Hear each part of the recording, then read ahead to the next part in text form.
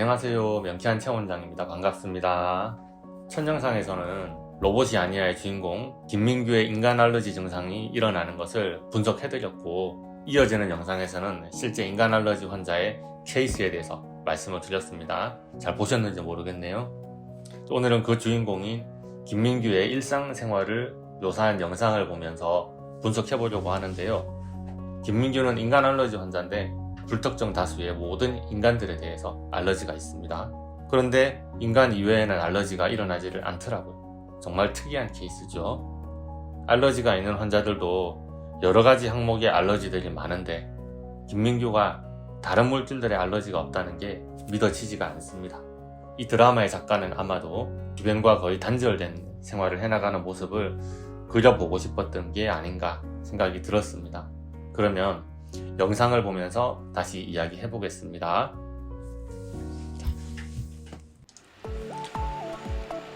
청소기가 있군요. 집이 되게 넓어요. 어항이네요.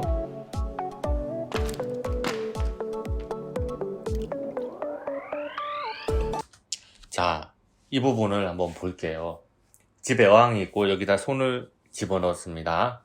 알러지 환자들은 자기가 알러지가 있는 항목에 대해서 굉장히 민감한 경우가 많거든요. 특히나 냄새, 후각에 민감합니다.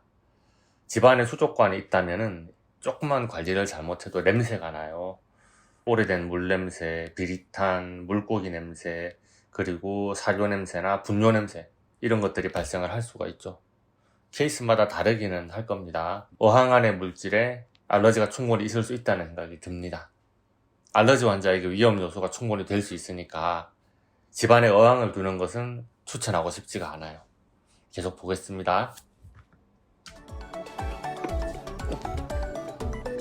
트럼프를 쌓고 있네요.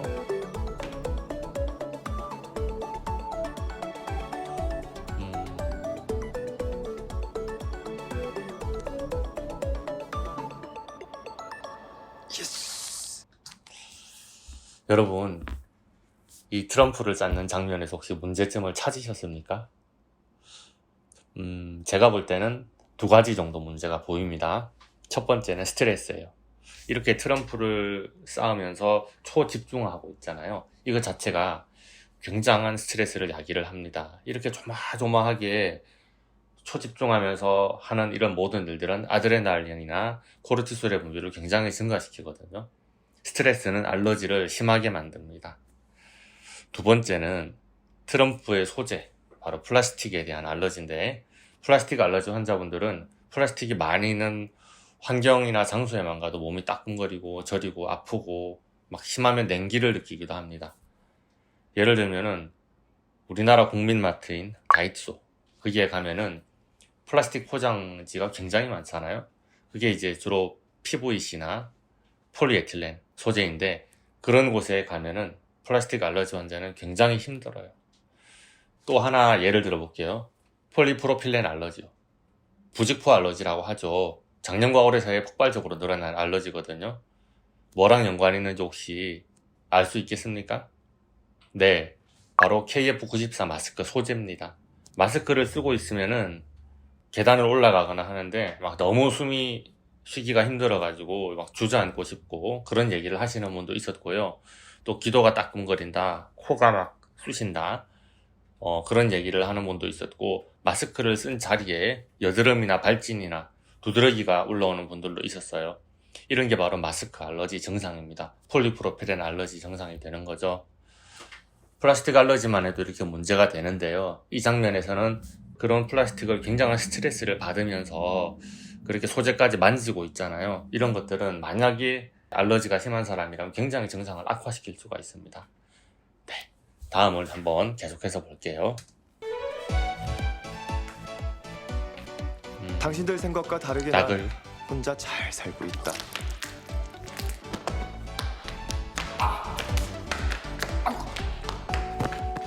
지구가 멸망해서 단 한 명의 인류만을 남겨야 한다면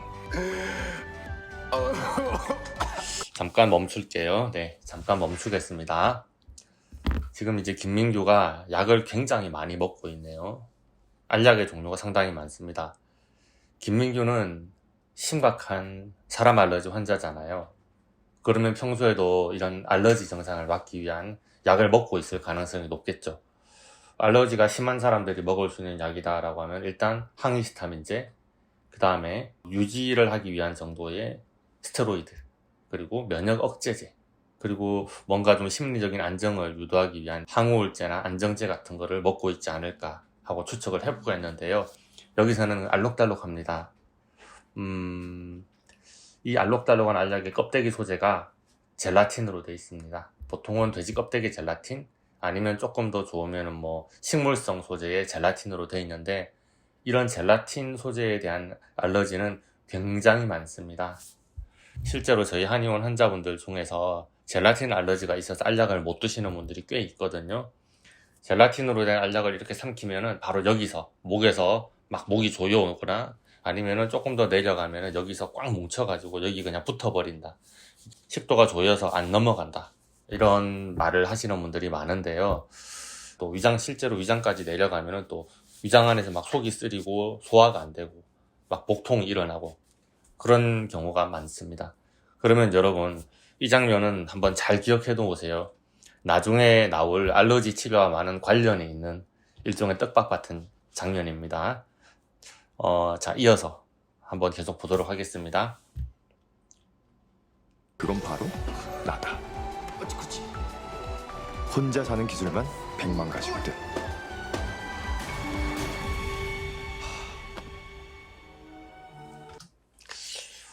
이 장면은 게임이에요, 여러분. 게임인데, 뭐 어떤 게임이냐면, 완전히 아드레날린이 뿜뿜뿜 나오는 자동차 레이싱 게임입니다. 지금도 김민규가 보면서 엄청나게 막 초집중하면서 흥분하면서 엄청나게 큰 모니터 앞에서 게임을 하잖아요. 제가 이제 이 장면에서 주인공이 게임을 할 때 여기서 찾아볼 수 있는 알러지는 전자파 알러지입니다. 저렇게 큰 모니터 앞에서 초집중해서 게임을 하잖아요. 보통 전자파 알러지가 있는 환자들은 저렇게 큰 모니터 앞에서 조금만 있어도 머리가 아프고 몸의 컨디션이 떨어지고 또 관절통, 복통, 그 외에 뭐 여러 가지 증상들을 느끼는 분들이 많습니다. 그리고 이제 이거는 굉장히 익사이팅한 자동차 게임을 하고 있잖아요. 아까 트럼프랑 비슷합니다. 알러지 환자분들은 이렇게 스트레스를 받는 것을 별로 좋아하지를 않아요. 이렇게 경쟁적인 게임이잖아요. 경쟁하는 게임을 하면서 긴장을 하게 되면은 증상이 더 올라올 수가 있기 때문에 이런 식의 게임은 알러지 환자분들은 절대로 좋아하지 않을 것 같습니다. 이런 부분들에 대해서 영상 말미에 제가 자세하게 말씀드리기로 하고요. 또 영상을 계속 보도록 하겠습니다. 영화를 보고 있네요. 인간과 접촉할 수 없는 김민규가 영화를 보고 있습니다.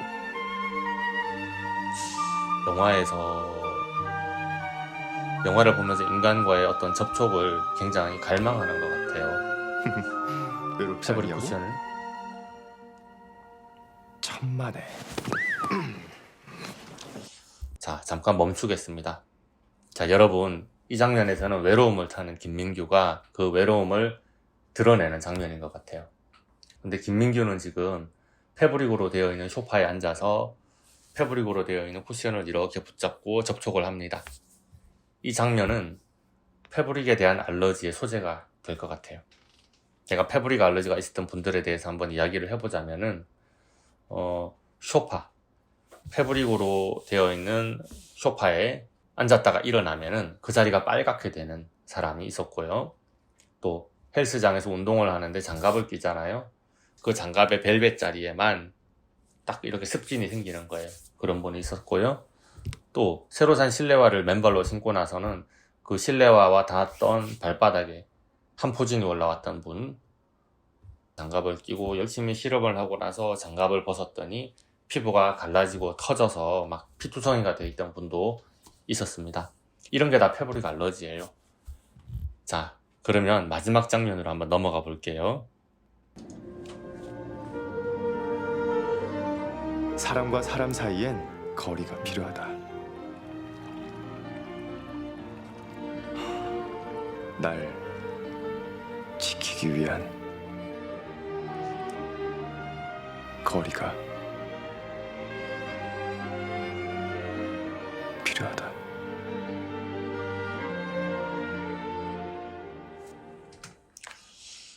이 마지막 이 장면을 보면서 굉장히 인상적이었던 장면입니다. 일단 주인공 집이 굉장히 크잖아요. 그런데 보면서 집안에 저렇게 커다란 치료실을 만들어 놨나 하는 생각을 했습니다. 저는 저 장소가 처음에는 수영장이 아니라 어떤 치료실이라고 생각을 했어요. 커다란 수조에 홀로 조용히 누워서 부력으로 이렇게 둥둥 떠오른 채로 마음을 이완시키는 그런 심리치료가 실제로 존재합니다. 저는 이제 그것을 상정한 거라고 처음에는 생각을 했어요. 마음을 진정시키면은 신경계가 안정이 되고, 신경계가 안정이 되면 면역계가 이제 안정됨으로 알러지에도 좋은 영향을 줄 수 있을 거다라고 보는 견해가 있거든요. 근데 그냥 보니까 이게 그냥 수영장에 누워서 생각을 하는 씬이었던 거예요. 수영장 물 알러지 이런 것들은 굉장히 많이 보는 알러지 증상이거든요. 수영장 소독제 성분이 뭡니까? 락스잖아요. 우리가 이제 말하는 흔히 염소 성분인데, 지금도 우리가 코로나 시대라서 소독을 많이 하지 않습니까? 그러면 이렇게 막 뿌리는 소독제 있잖아요. 그 안에 들어있는 성분이 좀 아주 약한 락스 성분이에요. 일종의 염소 성분이라고 볼 수가 있는 거죠. 그래서 작년하고 올해 사이에 그런 성분들로 인해서 한의원에 치료를 하러 왔던 분들이 제법 많습니다. 마스크 알러지만큼 많았어요.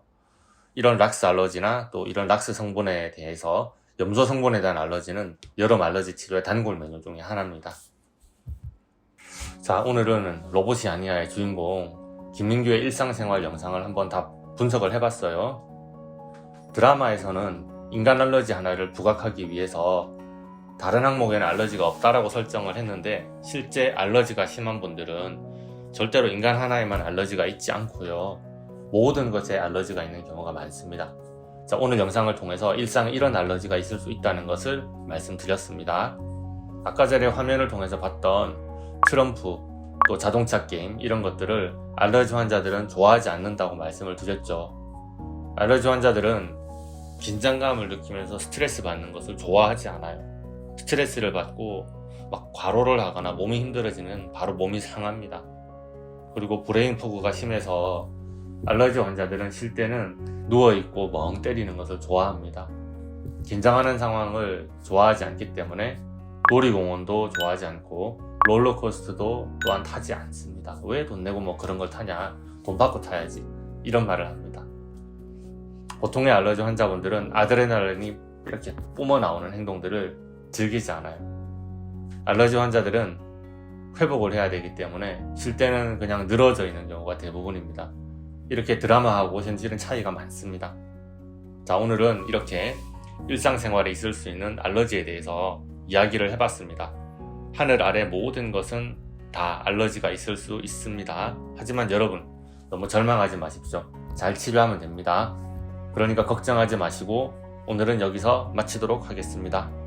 오늘의 영상이 도움이 되셨다고 생각하시면 좋아요와 구독, 알림 설정 부탁드리고, 궁금한 점이 있으시면 댓글로 달아주시면 정성껏 답해드리겠습니다. 네이버 블로그에 톡톡으로 연락 주셔도 좋습니다. 감사합니다.